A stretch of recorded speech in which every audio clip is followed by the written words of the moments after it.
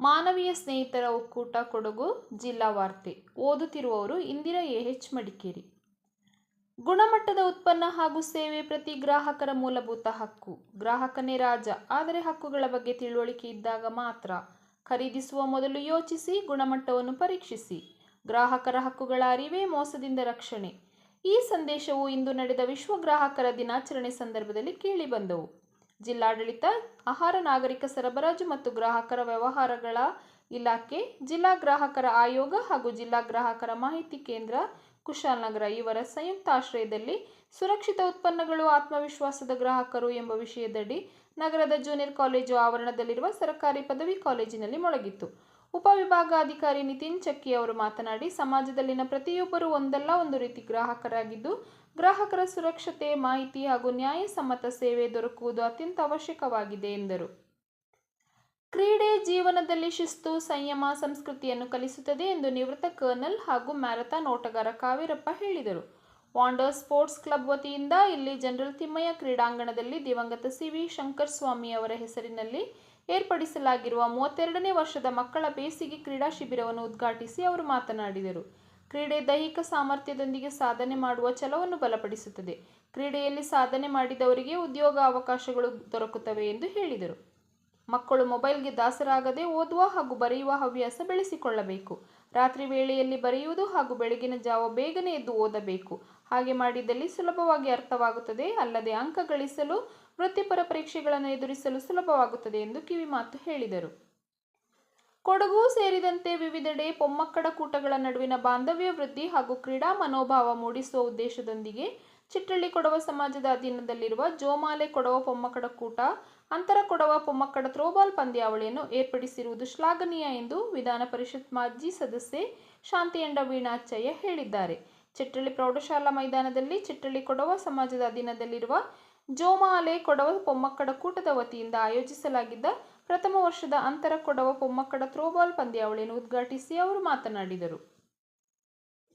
ಕರ್ನಾಟಕ ರಾಜ್ಯ ಕಾರ್ಯನಿರತ ಪತ್ರಕರ್ತ ಸಂಘ ನೀಡುವ ವಾರ್ಷಿಕ ಪ್ರಶಸ್ತಿಯನ್ನು ಕೊಡಗಿನ ಶಕ್ತಿ ಪತ್ರಿಕೆಯಲ್ಲಿ ಕೆ.ಎ. ಇಸ್ಮಾಯಿಲ್ ರವರು ಪ್ರಕಟಿಸಿದ ವರದಿಗೆ ಜಿ. ನಾರಾಯಣಸ್ವಾಮಿ ಪ್ರಶಸ್ತಿ ಲಭಿಸಿದೆ. ಕೊಡಗಿನ ಶಕ್ತಿ ಪತ್ರಿಕೆಯಲ್ಲಿ ಪ್ರಕಟವಾದ ಅತ್ಯಾಡಿ ನಿವಾಸಿಗಳಿಗೆ ಮರದ ಪಾಲವೇ ಆಸರೆ, ರಾಜ್ಯದ ಅತ್ಯುತ್ತಮ ಗ್ರಾಮಾಂತರ ವರದಿಗೆ ಈ ಪ್ರಶಸ್ತಿಯನ್ನು ನೀಡಲಾಗಿದೆ ಎಂದು ಕರ್ನಾಟಕ ರಾಜ್ಯ ಕಾರ್ಯನಿರತ ಪತ್ರಕರ್ತರ ಸಂಘದ ಅಧ್ಯಕ್ಷರಾದ ಶಿವಾನಂದ ತಗಡೂರು ರವರು ತಮ್ಮ ಪ್ರಕಟಣೆಯಲ್ಲಿ ತಿಳಿಸಿದ್ದಾರೆ. ಕೊಡಗು ಜಿಲ್ಲಾ ಪೊಲೀಸ್ ಘಟಕ ವತಿಯಿಂದ ಪೊಲೀಸ್ ಧ್ವಜ ದಿನಾಚರಣೆ ಹಾಗೂ ಫೀಲ್ಡ್ ಮಾರ್ಷಲ್ ಕೆ.ಎಂ. ಕಾರ್ಯಪ್ಪ ಟ್ರೋಫಿ ವಿತರಣಾ ಕಾರ್ಯಕ್ರಮವು ನಾಳೆ ಬೆಳಿಗ್ಗೆ 8 ಗಂಟೆಗೆ ನಗರದ ಜಿಲ್ಲಾ ಪೊಲೀಸ್ ಕವಾಯತು ಮೈದಾನದಲ್ಲಿ ನಡೆಯಲಿದೆ. ನಿವೃತ್ತ ಪೊಲೀಸ್ ಉಪನಿರೀಕ್ಷಕರಾದ ಕೆ.ಬಿ. ಅಚ್ಚಮ್ಮ, ನಿವೃತ್ತ ಏರ್ ಮಾರ್ಷಲ್ ಕೆ.ಸಿ. ಕಾರ್ಯಪ್ಪ, ಜಿಲ್ಲಾ ಪೊಲೀಸ್ ವರಿಷ್ಠಾಧಿಕಾರಿ ಆರ್.ಎನ್. ಬಿಂದುಮಣಿ ಇತರರು ಪಾಲ್ಗೊಳ್ಳಲಿದ್ದಾರೆ. ಕೊಡಗು ಜಿಲ್ಲೆಯ ವಿರಾಜಪೇಟೆಯಲ್ಲಿ ನಡೆಯುವ ಹನುಮ ಜಯಂತಿ ಕಾರ್ಯಕ್ರಮದ ಹಿನ್ನೆಲೆಯಲ್ಲಿ ಸಾರ್ವಜನಿಕ ಹಿತಾಸಕ್ತಿಯಿಂದ ಮತ್ತು ಕಾನೂನು ಸುವ್ಯವಸ್ಥೆಯನ್ನು ಕಾಪಾಡುವ ಸಲುವಾಗಿ ಅಬಕಾರಿ ಕಾಯ್ದೆ 1965ರ ಕಾಲಂ 21ರಲ್ಲಿ ದತ್ತವಾಗಿರುವ ಅಧಿಕಾರದಂತೆ ಏಪ್ರಿಲ್ 2ರಂದು ಅಂದರೆ ನಾಳೆ ಬೆಳಿಗ್ಗೆ 6 ಗಂಟೆಯಿಂದ ಮಧ್ಯರಾತ್ರಿ 12 ಗಂಟೆಯವರೆಗೆ ವಿರಾಜಪೇಟೆ ನಗರ ಮತ್ತು ಸುತ್ತಮುತ್ತಲಿನ 1 ಕಿಲೋಮೀಟರ್ ವ್ಯಾಪ್ತಿಯಲ್ಲಿ ಎಲ್ಲ ರೀತಿಯ ಮದ್ಯದ ಅಂಗಡಿ, ಬಾರ್, ಹೋಟೆಲ್, ಕ್ಲಬ್ಗಳಲ್ಲಿ ಎಲ್ಲ ವಿಧದ ಮದ್ಯ ಮಾರಾಟವನ್ನು ಸಂಪೂರ್ಣವಾಗಿ ನಿಷೇಧಿಸಿ ಜಿಲ್ಲಾಧಿಕಾರಿ ಹಾಗೂ ಜಿಲ್ಲಾ ದಂಡಾಧಿಕಾರಿ ಎಸ್.ಜಿ. ಸೋಮಶೇಖರ್ ಅವರು ಆದೇಶಿಸಿದ್ದಾರೆ.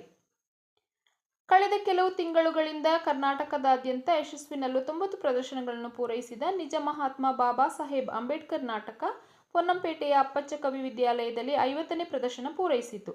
ಅಪ್ಪಚ್ಚ ಕವಿ ವಿದ್ಯಾಲಯದ ಅಧ್ಯಕ್ಷ ಪೊನ್ನಿಮಾಡ ಸುರೇಶ್, ಪೊನ್ನಂಪೇಟೆ ಕೊಡವ ಸಮಾಜದ ಉಪಾಧ್ಯಕ್ಷೆ ಚಿರಿಯಪಂಡ ಇಮ್ಮಿ ಉತ್ತಪ್ಪ ಹಾಗೂ ನಿರ್ದೇಶಕಿ ಮುಕ್ಕಳೆರ ಕಾವ್ಯ ಮಧು ದೀಪ ಬೆಳಗಿಸಿ ನಾಟಕ ಪ್ರದರ್ಶನವನ್ನು ಉದ್ಘಾಟಿಸಿದರು. ಕೊಡವ ಅಭಿವೃದ್ಧಿ ನಿಗಮ ಸ್ಥಾಪನೆಯ ಸಂಕಲ್ಪ ಈಡೇರಿದ ಹಿನ್ನೆಲೆಯಲ್ಲಿ ಯುನೈಟೆಡ್ ಕೊಡವ ಆರ್ಗನೈಸೇಷನ್ ಯುಕೋ ಸಂಘಟನೆಯ ಸದಸ್ಯರು ಕೊಕ್ಕಲೆಮಾಡ ಮಂಜು ಚಿನ್ನಪ್ಪ ನೇತೃತ್ವದಲ್ಲಿ ಇಂದು ಪಾಡಿ ಶ್ರೀ ಗುತ್ತಪ್ಪ ದೇವಸ್ಥಾನಕ್ಕೆ ಭೇಟಿ ನೀಡಿ ಪೂಜೆ ಸಲ್ಲಿಸಿ ಅನ್ನದಾನಕ್ಕೆ ಅಕ್ಕಿ ಹಾಗೂ ದೀಪದ ಎಣ್ಣೆ ದಾನ ನೀಡಿ ಹರಕೆ ಸಲ್ಲಿಸಿದರು. ರಾಷ್ಟ್ರೀಯ ಹೆದ್ದಾರಿ 275 ರಸ್ತೆ ನಿರ್ಮಾಣಕ್ಕೆ ಭೂ ಸ್ವಾಧೀನ ಪ್ರಕ್ರಿಯೆ ಪ್ರಾರಂಭವಾಗಿದ್ದು, ಈ ಸಂಬಂಧ ಕುಶಾಲನಗರ, ಬಸವನಹಳ್ಳಿ ಸರ್ಕಾರಿ ಮತ್ತು ಖಾಸಗಿ ಸ್ಥಳಗಳಲ್ಲಿರುವ ಮರಗಳನ್ನು ತೆರವುಗೊಳಿಸಲು ವಿಶೇಷ ಭೂ ಸ್ವಾಧೀನಾಧಿಕಾರಿ ಮತ್ತು ಸಕ್ಷಮ ಪ್ರಾಧಿಕಾರ ರಾಷ್ಟ್ರೀಯ ಹೆದ್ದಾರಿ 275 ಮೈಸೂರು ಮಡಿಕೇರಿ ವಿಭಾಗ ಮೈಸೂರು ಇವರು ಕೋರಿದ್ದಾರೆ. ನಗರದ ಕೊಡಗು ವಿದ್ಯಾಲಯದಲ್ಲಿ ಸಮಾಗಮ 2026 ವಾರ್ಷಿಕ ಬೇಸಿಗೆ ಶಿಬಿರ ಮತ್ತು ಪಿಕಲ್ ಬಾಲ್ ಕ್ರೀಡಾಂಗಣ ಉದ್ಘಾಟನೆಗೊಂಡಿತು. ಶಾಲೆಯ ಹಳೆಯ ವಿದ್ಯಾರ್ಥಿಗಳಾದ ಆದಿತ್ಯ ಕೋಟೆ, ಡಾಕ್ಟರ್ ಜಾಹ್ನವಿ ಕೋಟೆ, ಕಾರ್ಯದರ್ಶಿ ಪೂರ್ಣಚ್ಚ ಬಿಎಸ್, ಶಾಲಾ ಆಡಳಿತ ಮಂಡಳಿ ಸದಸ್ಯ ಗುರುದತ್ ಸಿಎಸ್, ಪ್ರಾಂಶುಪಾಲರಾದ ಸುಮಿತ್ರಾ ಕೆಎಸ್, ಆಡಳಿತ ವ್ಯವಸ್ಥಾಪಕ ರವಿ ಪಿ, ಕಲಾ ತರಬೇತುದಾರರಾದ ಪವನ್, ಗಣಪತಿಯ ಕಲಾ ಚಿತ್ರಕ್ಕೆ ಬಣ್ಣ ಹಚ್ಚುವ ಮೂಲಕ ಮತ್ತು ಸಸಿಗೆ ನೀರೆರೆಯುವ ಮೂಲಕ ಶಿಬಿರಕ್ಕೆ ಚಾಲನೆ ನೀಡಿದರು. ಕುಶಾಲನಗರದ ಸಹಾರಾ ಕ್ರಿಕೆಟ್ ಕ್ಲಬ್ ಆಶ್ರಯದಲ್ಲಿ ಏಪ್ರಿಲ್ 27ರಿಂದ 3 ದಿನ ಕುಶಾಲನಗರದಲ್ಲಿ ಸಹಾರಾ ಕಪ್ ಹೊನಲು ಬೆಳಕಿನ ಕ್ರಿಕೆಟ್ ಟೂರ್ನಿ ಹಮ್ಮಿಕೊಳ್ಳಲಾಗಿದೆ ಎಂದು ಕ್ಲಬ್ ಅಧ್ಯಕ್ಷ ಸಜ್ಜಿ ಭರತ್ ತಿಳಿಸಿದರು. ಕುಶಾಲನಗರದಲ್ಲಿ ಮಾಧ್ಯಮದವರೊಂದಿಗೆ ಮಾತನಾಡಿದ ಅವರು, ಗುಂಡೂರಾವ್ ಬಡಾವಣೆಯಲ್ಲಿ 3 ದಿನಗಳ ಕಾಲ ವಿಜೃಂಭಣೆಯಿಂದ ಹೊನಲು ಬೆಳಕಿನ ಕ್ರಿಕೆಟ್ ಟೂರ್ನಿ ಹಮ್ಮಿಕೊಳ್ಳಲಾಗಿದೆ. ಈ ಬಾರಿ ಆಟಗಾರರಿಗೂ ಪ್ರೇಕ್ಷಕರಿಗೂ ಊಟದ ವ್ಯವಸ್ಥೆ ಕೂಡ ಏರ್ಪಡಿಸಲಾಗಿದೆ. ಕ್ರೀಡಾ ಪ್ರೇಮಿಗಳು ಹೆಚ್ಚಿನ ಸಂಖ್ಯೆಯಲ್ಲಿ ಆಗಮಿಸಿ ಪ್ರೋತ್ಸಾಹಿಸಬೇಕಾಗಿದೆ ಎಂದರು. ಓಂಕಾರೇಶ್ವರ ವ್ಯವಸ್ಥಾಪನಾ ಸಮಿತಿಯ ಉಸ್ತುವಾರಿಯಲ್ಲಿರುವ ಶ್ರೀ ಓಂಕಾರೇಶ್ವರ, ಶ್ರೀ ಆಂಜನೇಯ ಹಾಗೂ ಶ್ರೀ ಕೋಟೆ ಮಹಾಗಣಪತಿ ದೇವಾಲಯಗಳ ಅಭಿವೃದ್ಧಿಗೆ ಹಾಗೂ ಇತರ ಮೂಲಭೂತ ಸೌಕರ್ಯಗಳನ್ನು ಕಲ್ಪಿಸುವ ಸಲುವಾಗಿ ಒಟ್ಟು ರೂಪಾಯಿ 1 ಕೋಟಿ ಅನುದಾನವನ್ನು ಸರ್ಕಾರದಿಂದ ಒದಗಿಸುವುದಾಗಿ ಮಡಿಕೇರಿ ಕ್ಷೇತ್ರದ ಶಾಸಕ ಡಾ ಮಂಥರ್ ಗೌಡ ಅವರು ಭರವಸೆ ಇತ್ತಿದ್ದಾರೆ. ಮಡಿಕೇರಿಯಲ್ಲಿ ಭೇಟಿ ಮಾಡಿದ ಸಂದರ್ಭದಲ್ಲಿ ಶ್ರೀ ಓಂಕಾರೇಶ್ವರ ದೇವಾಲಯ ವ್ಯವಸ್ಥಾಪನಾ ಸಮಿತಿ ಅಧ್ಯಕ್ಷ ಚುಮ್ಮಿ ದೇವಯ್ಯ ಹಾಗೂ ಸದಸ್ಯರುಗಳಾದ ಅಂಬೇಕಲ್ ಕುಶಾಲಪ್ಪ, ಪ್ರಕಾಶ್ ಆಚಾರ್ಯ ಮತ್ತು ಜಿ ರಾಜೇಂದ್ರ ಇವರುಗಳು ಮಾಡಿದ ಮನವಿಗೆ ಸ್ಪಂದಿಸಿದ ಶಾಸಕರು ಈ ಭರವಸೆ ನೀಡಿದರು. ಇಲ್ಲಿಗೆ ಜಿಲ್ಲಾ ವಾರ್ತೆ ಮುಕ್ತಾಯವಾಯಿತು.